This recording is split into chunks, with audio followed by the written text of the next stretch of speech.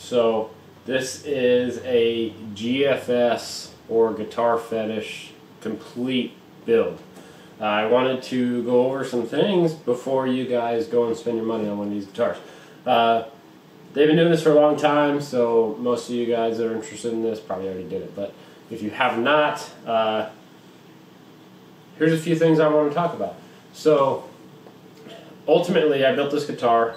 It was for my girlfriend. She's starting to learn how to play guitar, and it was a birthday present. So I thought, you know what, this will be really fun. We can build it together.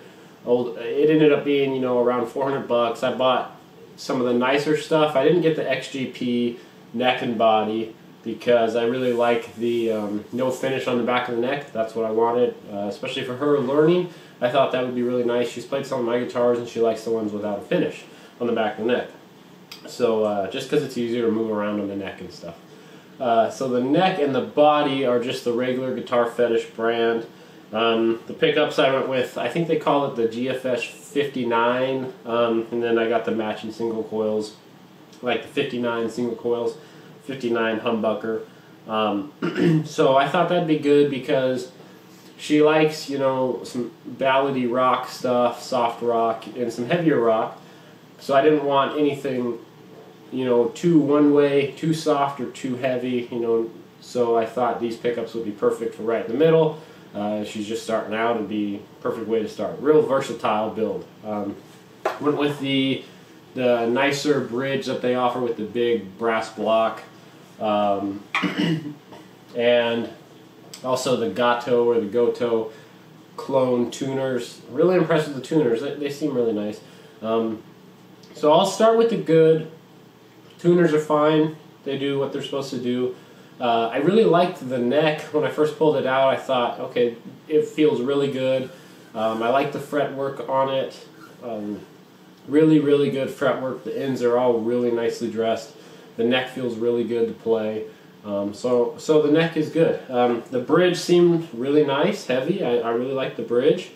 And I'm trying to think here, is there anything else? Probably not. So let's talk about the bad. My first impressions were when I pulled the body out. It was covered in dings, scratches, dents, and it was not a B-stock body. It was supposed to be a nice body. So I was pretty disappointed with that. And I talked to her about it, and she said, you know, it's going to get beat up anyway, so she didn't really care. And I explained to her, you know, it shouldn't come that way, though. It should be, you know, beat up when you use it and play it. She still didn't really care, so I said, okay, let's put this thing together. So then I noticed that the neck, right here at the heel of the neck, it wasn't cut right, or it wasn't sanded correctly. It wouldn't sit square on the body. And when I looked at it, I could tell that basically, I forget which side it was, but one of the top of the bottom was basically sanded at an angle, so it would not sit square inside this heel. So that was kind of a big deal. I wasn't real impressed with that. Luckily, it's not a huge deal. The strings still lay on the neck. They're not slipping off the fretboard like I thought they would. But if you stand back and look at it, you can see that there's a slight angle on this high E string, and so that's really upsetting. That should not have been that way. The other thing I noticed was there's a pretty large gap in the heel where the neck goes in. Big enough for me to slip. I mean, my fingernail goes in there no problem. I could slip probably 10 pieces of printer paper in there, so that's upsetting. It should not be like that. The other thing, let's see. When I went to put this pick guard on, it wouldn't fit. The volume pot, or sorry, the tone pot down here, I couldn't get the pick guard in no matter what I did, so I had to take a file and work quite heavily here to even be able to get the pick guard to sit on the body correctly. So that, you know, it's not really acceptable. Let's see. I had to file out the pick guard here for the humbucker to actually come through the pick guard. It wouldn't come through at all. It took quite a bit of work to get that through. Now it doesn't look perfect. So it's if you look closely at it, it doesn't look very good. And so that's not how it should have been. So that's also upsetting. one more thing, at least. The bridge, the brass block wouldn't fit through the cavity here for the bridge. So I had to file the body down. I went on their website to make sure that this was a body that would accept a US spec bridge. Sure enough, they claimed that it would have, and there was no way it was going in. So I had to do a lot of work to get that brass block to slide in through the body.